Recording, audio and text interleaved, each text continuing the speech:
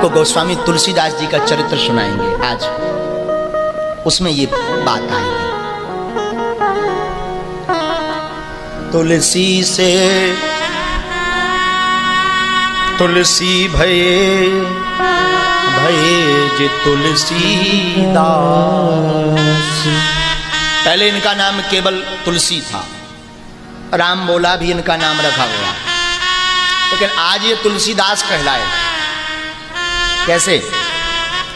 प्रयाग के पास राजापुर जिले नामक एक ग्राम है, चित्रकूट के पास में राजापुर नामक एक ग्राम है। 1554 के पूर्व में 1554 के पूर्व में उस ग्राम में एक ब्राह्मण रहते थे जिनका नाम था आत्माराम दुबे। आत्माराम नामक दुबे की धर्मपत्नी का नाम था हुलसी देवी।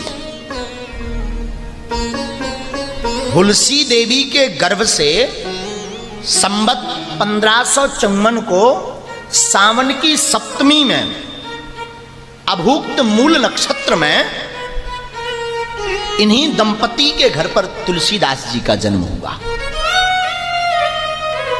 12 महीने गर्भ में रहे तुलसीदास जी, 9 नहीं 12 महीने तक। और महाराज तुलसीदास जी का जो चरित्र है भक्तमाल में, नाभादास जी के भक्तमाल में, उसमें ऐसा वर्णन आया है कि जन्म देते ही तुलसीदास जी की माता दूसरे दिन मर गई, जिनका नाम हुलसी था, मर गई। तो इनकी एक घर में दासी थी जिसका नाम चुनिया था। चुनिया नाम की दासी ने तुलसीदास जी का भरण पोषण किया 5 साल तक। लेकिन एक दिन ये भी मर गए। 5.5 वर्ष की अवस्था में तुलसीदास जी अनाथ हो गए। देखो, कई लोग कहते आप अनाथ आश्रम क्यों नहीं खोलते? देखो, जगत में जब तक विश्वनाथ हैं, जगन्नाथ हैं, तब तक कोई अनाथ नहीं, सब सनाथ हैं। जगत में जब तक विश्वनाथ हैं, बागेश्वरनाथ हैं, तब तक कोई अनाथ नहीं, सब सनाथ हैं। और जो विश्वनाथ की शरण में नहीं है, बागेश्वरनाथ की शरण में नहीं है, जगन्नाथ की शरण में नहीं है, वो अनाथ है माता पिता होते भी। वैसे तो अबोध बालक थे तुलसीदास जी, दर बतर घूमने लगे, भटकने लगे। और आपको एक आश्चर्य बतावें, जब तुलसीदास जी का जन्म हुआ था तो ये रोए नहीं थे, अपने मुख से राम कहा था। देखो, कहावत है पूत के पांव पालने में पतो चल जाता। पूत कैसा होगा पालने में बता देता है, खुरापाती होगा कि कैसा होगा। दूसरी बात, जब भी माताएं गर्भवती हों तो सिमरन रखें, गर्भस्थ अवस्था में ज्यादा भजन करना चाहिए, क्योंकि उसका प्रभाव गर्भ में जो शिशु होता उस पर पड़ता है।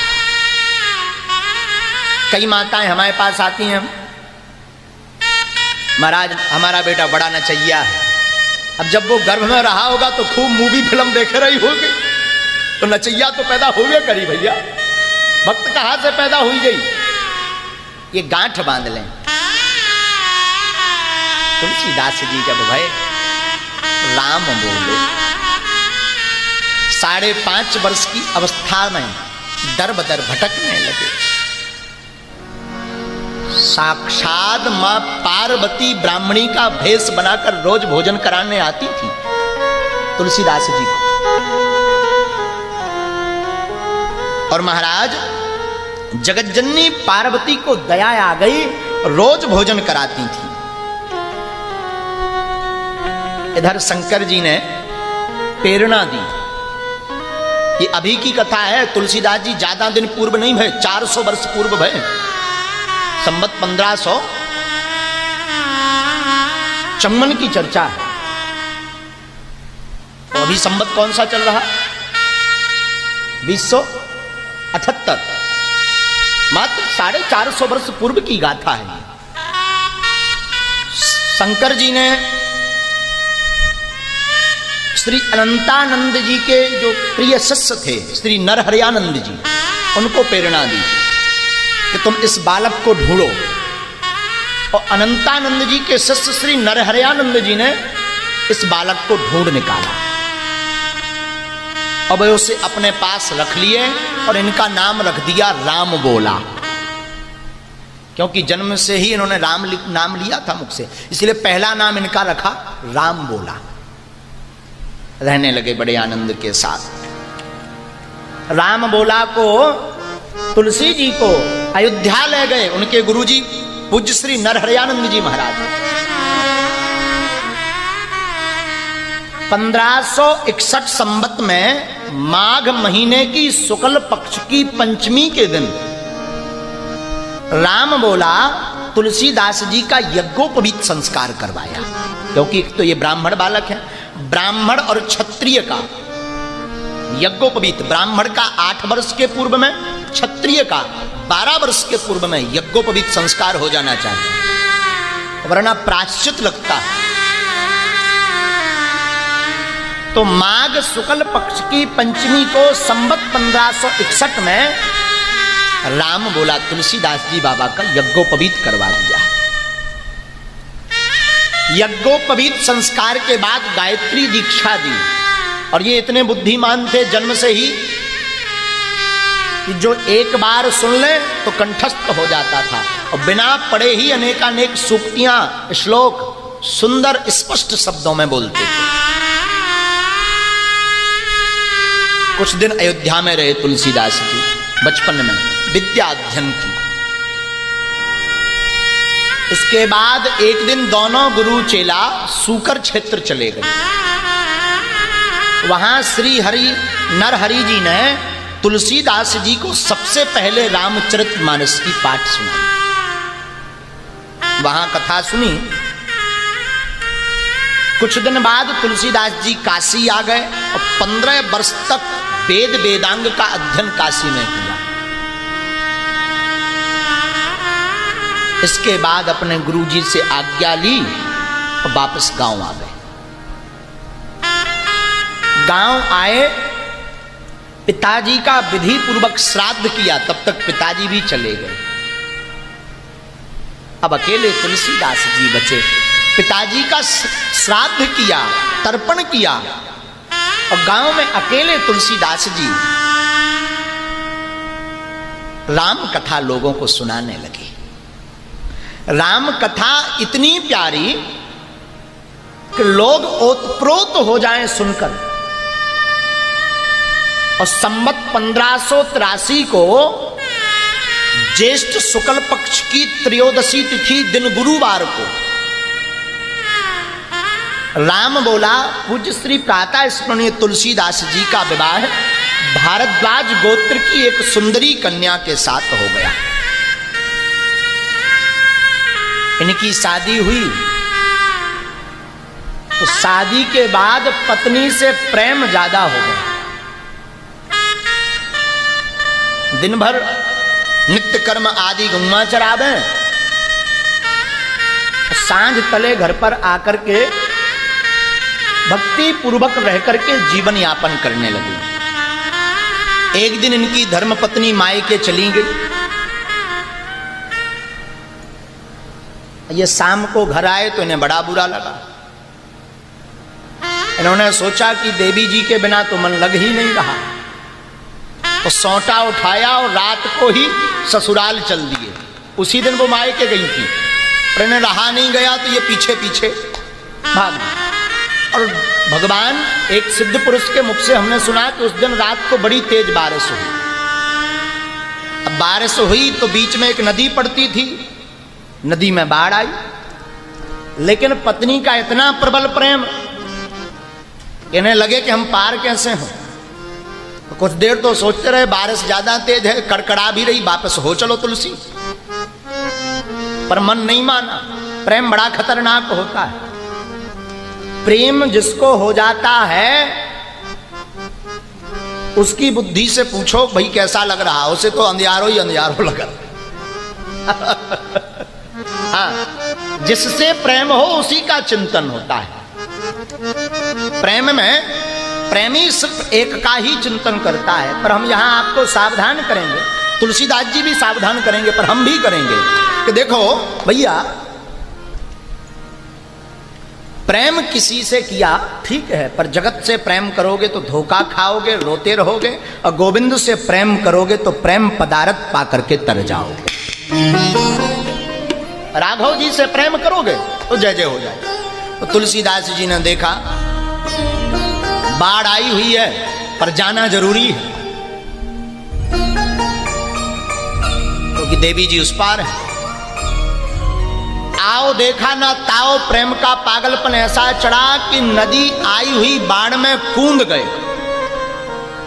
अब कूद गए, दूर से एक डूंठा जैसा लकड़ी का आता दिखाई दिया, उसी को पकड़ करके बैठ गए। कहीं ना कहीं तो ये उस पार लगेगा, तो झाड़ पकड़ के उस पार हो जाए।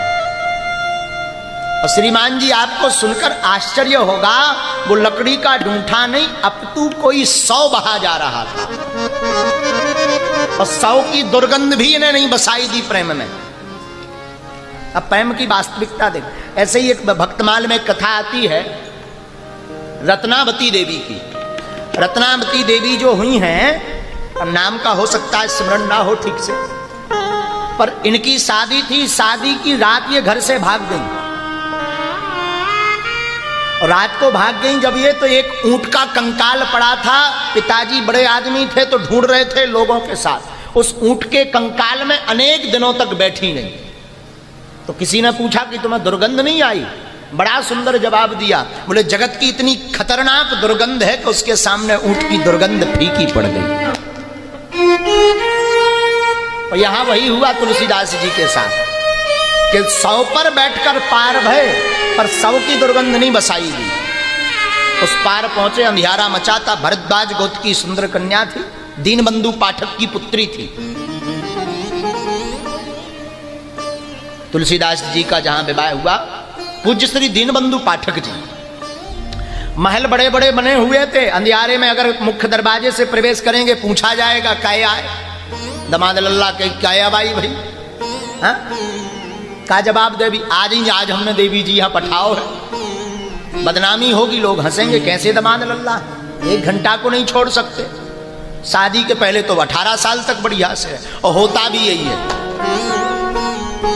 ब्याह हाँ 20 साल माने रात, पर गौनों के लाने 6 महीना बड़ो मुश्किल से कटत।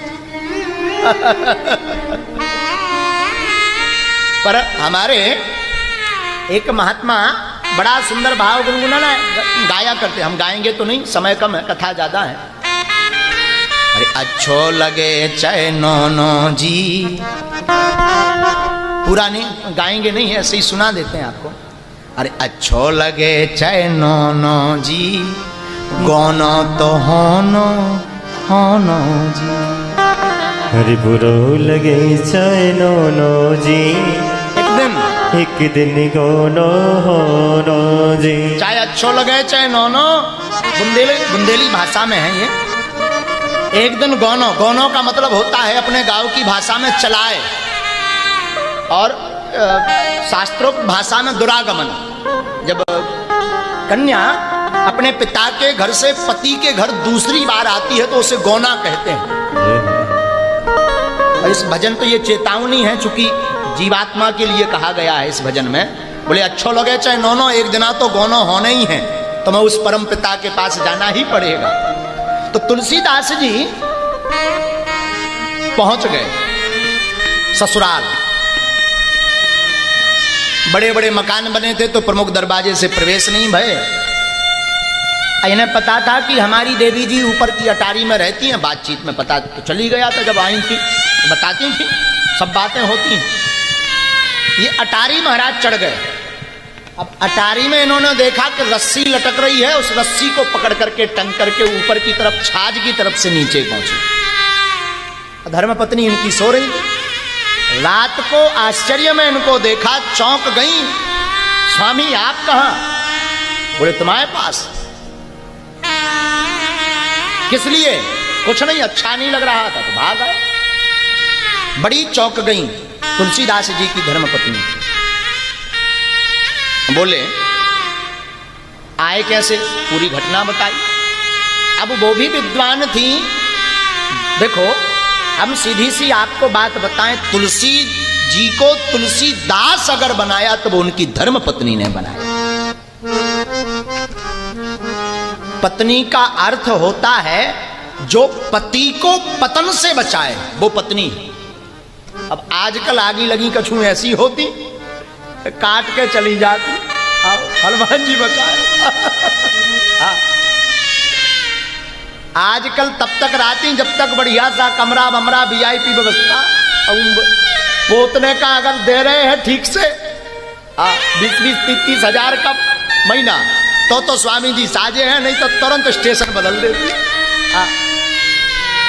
लेकिन शास्त्रोक्त विधि अनुसार पत्नी वही है जो पति को पतन से बचाए। नारी का अर्थ होता ना अरी, जो शत्रु नहीं वो नारी, अरी का अर्थ शत्रु होता है।